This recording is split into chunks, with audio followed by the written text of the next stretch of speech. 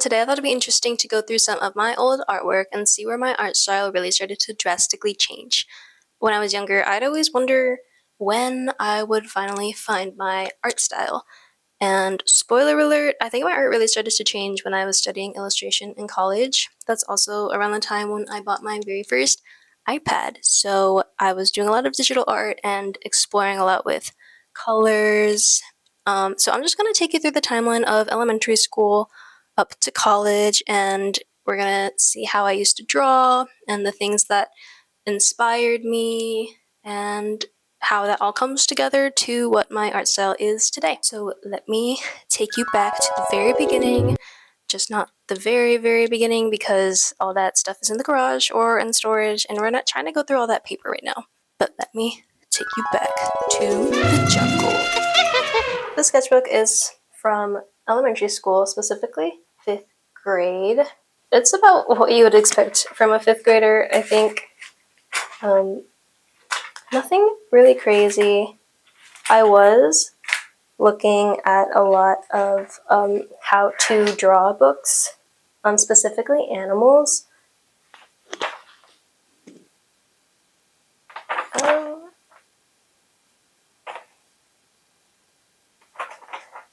so yeah, pretty much just like copying other people's instruction at this age. I wasn't coming up with a lot of great stuff from my head.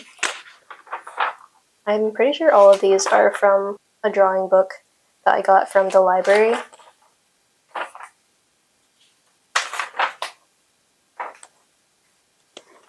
And everyone was gassing me up. Like, I literally had an order form. There's like 13 people on this order form. And I would just draw them an animal that they'd ask for and give it to them. So yeah, I was hustling for free back then. Now this book is from middle school. I'm so scared because of this. Yeah, I drew that completely from my mind. She's so cute and scary. You're telling me this is the very first page of the sketchbook? I draw my hands a lot from observation. Oh gosh. Yeah, I was trying some stuff. More hands. More hands. Okay. I like don't know what to say. Okay. Anatomy, it seems, is the theme of the first few pages. What was I thinking? More bird. I made like a secret alphabet so that nobody could read what I was writing. Oh. Okay, this is the time that I was really into anime. When I was first starting to get into anime, so I think these girls are from a game, a mobile game. Her, I made up on my own, I think, but all these other ones are from the game. And we got Attack on Titan. Yeah, I was really into drawing anime characters at this time. Got some glasses. Okay. I was also really into looking up some YouTube art videos, like how-to videos, and this dragon is from one of them, like a how to draw a dragon video. Maybe this cat too. This cat definitely was from a video that I followed along with. These I think were my own creation. These blobs, definitely my creation. What was I doing here? Okay, more anime. I like how you can see that the stuff that I copy is a lot more polished than the other stuff. Okay, these are cute. Chibis. More anime. I'm pretty sure this is from another how to draw YouTube video. More girls. This one I think is also from a video, or I like copied that drawing from somewhere. Okay, we got more anime. Okay, she's kind of cute. Yeah, I like the wings. I feel like here we're starting to head into more like artsy girl territory.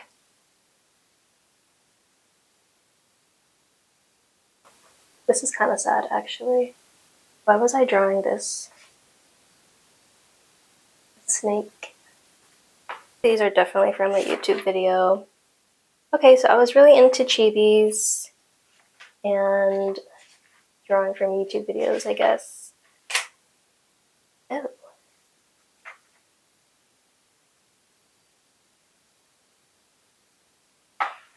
I remember being super proud of this book and showing it to my classmates, and they'd flip through. Okay, and then I think at this point I like gave it to my classmates so that they could draw their own things. And that's pretty much it from this book, I think. Yeah. And back to chibis. I made all these like note cards with the same girl, but just in like different outfits. I remember being so proud of this too and like showing it to everyone. Not the copyright. Okay. But yeah, that was middle school. Oh, I was really into my marker phase. I would draw people's names in like this pointy style and just like draw all these different patterns around it, and I would put it in like my binder slot in front of my binder, and people would be like, oh my god, that's so cool, can you make me one? So once again, I was taking orders and giving them out to people for free.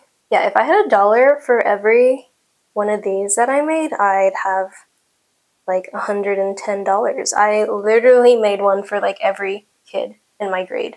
I'd ask them for their name or like what they wanted in the middle, and then ask them for their favorite colors, and then just like come up with anything. One of my friends actually sent me hers that she found in her collection and just like sent it to me, but this is like a really old version of one of these. So they've evolved over time. This is like one of the newer versions. But yeah, that was a time. This is a closed chapter. Some lore about me: my classmates were gassing me up and they were like, oh my god, you could totally draw the cover of our yearbook. So I just took like all the things that were popular back then and just like slapped them on the cover of the yearbook, and I thought I ate so hard. It's kind of cool. Still in my marker phase, my Sharpie phase. It's like a nice little capsule to look back on. The summer right before high school and right after middle school, I bought a new sketchbook, and I was still heavily into anime and manga, and I would just save like any cool things I saw on Instagram or in manga and just like copy and paste them in here, so it's like a little manga collection. I thought I would start something with phobias. I kind of like this idea, but yeah, super heavy into anime. Just copy and pasting.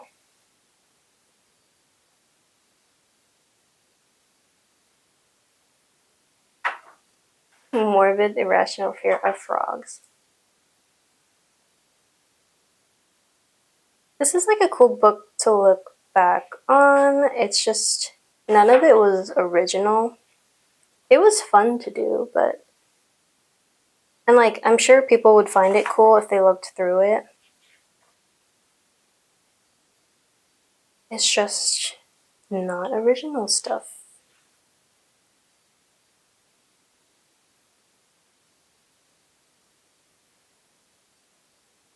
Yeah, but at this point, I was starting to get really good at just copying things and like making sure that the proportions were pretty close. I was really good at looking at stuff and just drawing it. Oh, yeah, middle school is when I really started to get into K-pop because my one friend introduced them to me. Here's some sketches of BTS. They're not bad. I wasn't bad at looking at pictures and drawing them on paper. And I think that was it. I think that's like, there's so much of this sketchbook that is not taken up. But yeah, that was right before high school. Yeah, in high school, we had art classes, so we had a lot of still life assignments.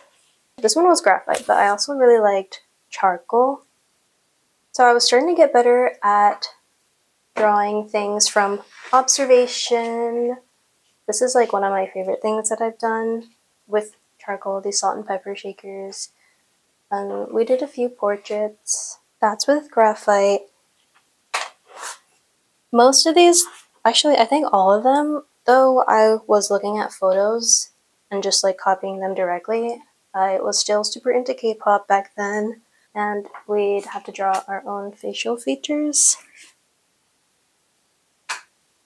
And I think these are some really good assignments for just like training your eye. This is when I also started getting really into watercolor.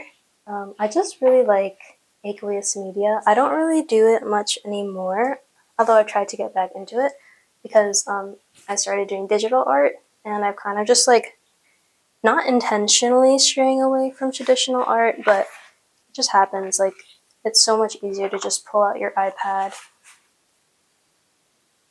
and draw something digital. But yeah, I really loved watercolor, and I would just draw anything that I'd thought was cool. Yeah, in high school, I just fell in love with watercolor, graphite, and charcoal, and doing a lot of realistic work mainly, and not really much illustration. I did go to the college that I chose, PAFA, because they had an illustration department, and I thought that I really wanted to explore that subject more. So that's why I went to art school. It's actually the same one that my high school art teacher went to as well. My college was primarily a fine arts school, so they really focused on the foundations. So first years were expected to just learn all the foundational techniques like gesture drawing, figure drawing, still lives, and just like learning oil painting, sculpture, traditional things. And then in your second year, that's when you could choose a major. That was only after you had done all of the basic techniques and just like learned art from like the ground up, I guess. I wasn't very good at gesture drawing and figure drawing. It wasn't something I was ever used to. The very first time that I saw a nude model, that was a shock for me because I had never done anything like that. But I thought this was so boring, and we'd draw a lot of skeletons and people, like, and try to be realistic, but also like focusing on loose movements and just like, I don't know. I didn't really like my first year very much, and I was really bad at drawing faces like realistically. So I was always leaving them blank. Yeah, and I just thought drawing things realistically was kind of boring, and I always looked forward to my like basic illustration class that I had, because that's the whole reason why I chose the school, was to learn illustration. But all this stuff was actually super important. I did learn a lot about the body and anatomy and just like observation. It just wasn't something I was very passionate about. This was nice. I think this is graphite. We had a cast hall, and one of our classes was just observing casts and drawing them as how we see it. We did a lot of perspective learning. My first year was really good for observation. I thought a lot more about form and the human body. Even though it wasn't necessarily fun for me to do these classes, it was good for learning the basics. In my first few years of college, I felt like pretty big imposter syndrome. I didn't really belong here because I just felt like all of my drawings weren't great. Like I was frustrated with looking at my classmates' drawings and just feeling inferior, I guess.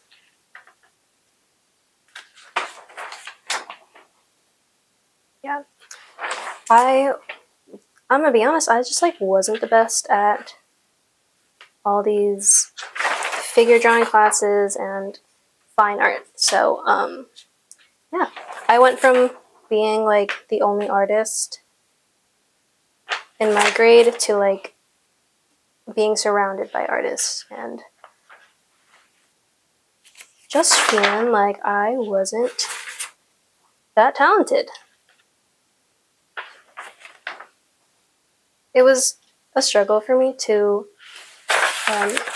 use all these different materials. This one is actually pretty nice. I like this one. It's my mom.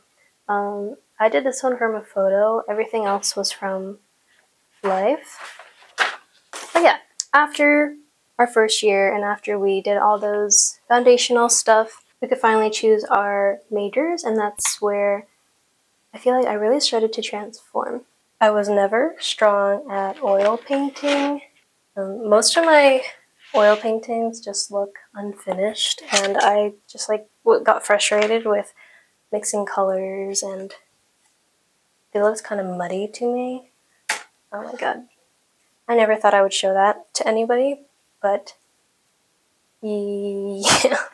Self-portrait, I mean, this one is with gouache. It's a little bit better, but yeah, I wasn't really too fond of doing like realistic faces. That was always so hard for me.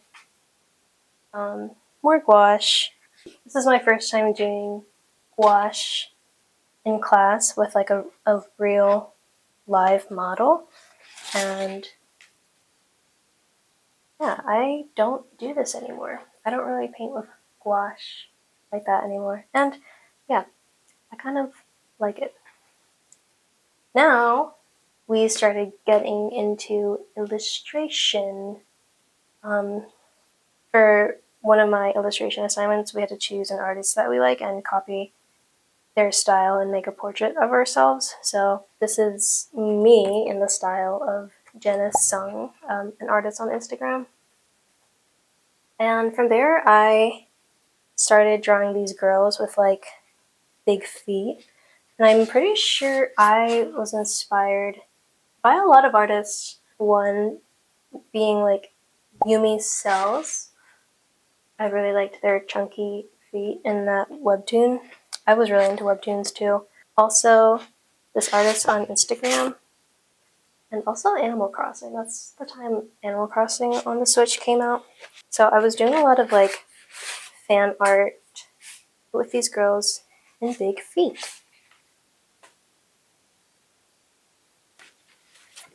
And just like really just exploring my style.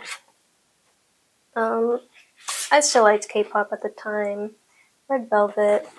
I used to draw my dog, Coco, like my stuffed animal, in a realistic style, but then the more illustration classes I took, I learned about like shape language and design, and then we get this more simplified version of Coco and Friends. So little animals with just like simplified round shape language.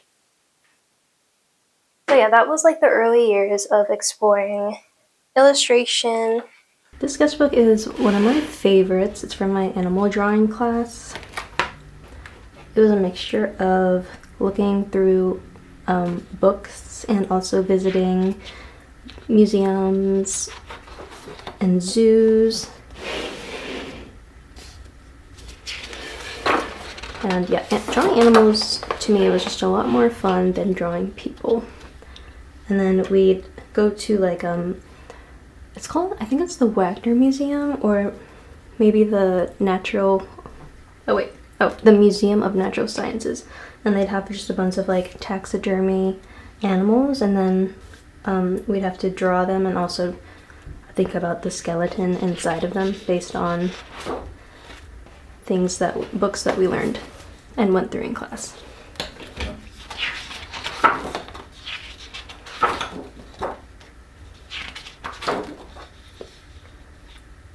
There's a big difference between this one and the very first book that I showed from elementary school, and you can just see that I'm thinking more about form and the actual anatomy of what goes inside an animal. I really like this one.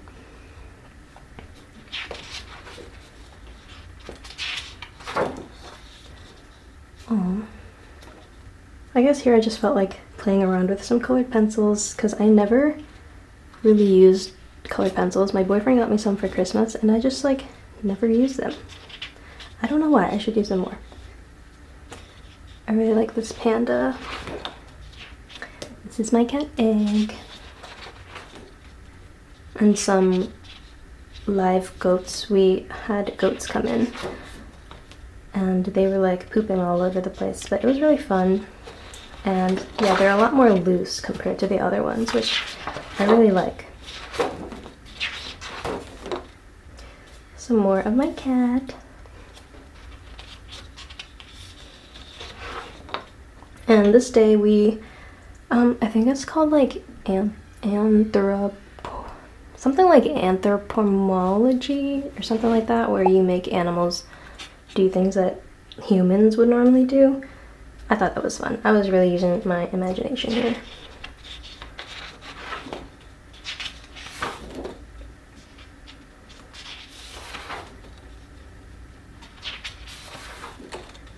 This was actually in the school, like they would go on people's backs. That was funny. More Egg. Yeah, I really like this book. That's it though. But I think I will still keep using this and maybe draw more of Egg and keep it like a animal drawing book. Okay, now we're gonna go through my old digital artwork that I keep in a external hard drive. 2019, believe it or not, this is my very first digital illustration on Photoshop. We all had to put a noun and an adjective into a hat and then draw whatever it is that came out, and I got holy eggplant. And I mean, it's not bad. I didn't really know how to use the brushes, so it's just got like this really airbrushy texture. It's not bad for my very first time in Photoshop. When I first got my iPad, I was so excited to do one of these Meet the Artist things. So yeah, I was doing a lot of line work and it was cute. I always had these rosy cheeks. That was always something that I did. Probably because I saw someone else do it and wanted to do the same thing. But a lot of my early artwork on my iPad was line work and a lot of flat colors. I didn't really know what to do. I was just getting used to it. And I'm not really proud of this one. I never really even played Among Us. I maybe played it like twice and I didn't really like it, but I was like, oh my god, Among Us is really popular right now. Let me do some fan art, even though I wasn't a fan. And yeah, I guess I just started to do these chunky feet. Remember that one fruit girl that I did with gouache? I wanted to make them in Procreate with digital art, and I thought these were really cute. I never did anything with them though. She's a little egg. This was orange, a banana, and I thought it'd be cute to give her some roller skates because people slip on banana peels in cartoons, and I thought it'd be cute if she was like a little clumsy and would slip on her roller skates. Strawberry. I had this one class and teacher that was so helpful for all my future art and just like the way I think about shadows and lighting, mainly shadows though, because we would study like the shadow on the object and then the cast shadow that they cast. Yeah, we had to take photos of ourselves, and this is where I learned about soft shadows and harsh shadows and how important a light source is. I think I will wrap up this video here. I hope you enjoyed looking through my old art and humble beginnings. If you are in a position where you are wanting to find your own style, I say find inspiration in artists that you like.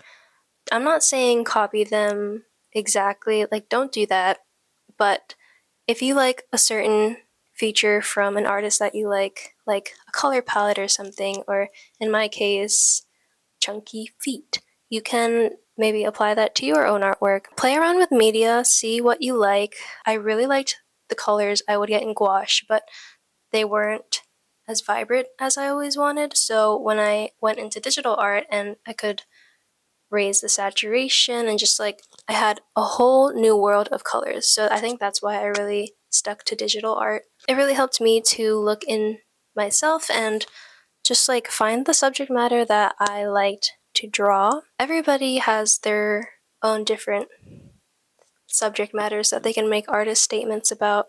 Mine just happened to be nostalgia, childhood, playful things, cute things. It's all just a matter of exploring and making bad art. Eventually, you'll land on something that you're like, oh, wait, I kind of like that. And then you'll find yourself sitting in a bunch of art that when you put it all together, it's a style, it's your vibe. I feel like this video is kind of all over the place, but again, if you're finding your style, you will get there eventually. It only took me like 21 years of living to find mine. And I'm still finding it too. Like, I'm sure this isn't the final thing. Like, it'll still be changing. All artists go through change. Okay, hope you enjoyed this video, and I'll see you in the next one. Bye!